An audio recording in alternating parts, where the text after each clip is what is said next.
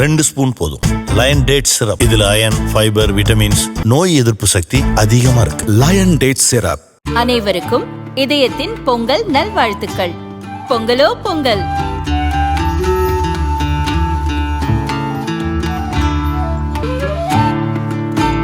அனைவருக்கும் இதயம் மந்த்ராவின் பொங்கல் தின நல்வாழ்த்துக்கள். பொங்கலோ பொங்கல். இந்த ஆண்டின் முதல் சட்டசபை கூட்டம் இன்று தமிழ்தாய் வாழ்த்துடன் தொடங்கியது. சட்டசபையில் தேசிய கீதம் பாட கவர்னர் ரவி வலியுறுத்தினார். ஆனால் சபாநாயகர் அப்பாவு கடைசியில்தான் தேசிய கீதம் பாடப்படும் என கூறினார். பிறகு கவர்னர் ரவி அரசு தயாரித்த உரையை படிக்க துவங்கியதும் மைக் ஆஃப் செய்யப்பட்டது. திரும்ப திரும்ப மைக் ஆஃப் செய்யப்பட்டது. கவர்னரை பேசவிடாமல் செய்ய வேண்டும் என்பதற்காகத்தான் மைக்கை ஆஃப் செய்துள்ளனர். சட்டசபையில் தேசிய கீதம் மீண்டும் அவமதிக்கப்பட்டுள்ளது.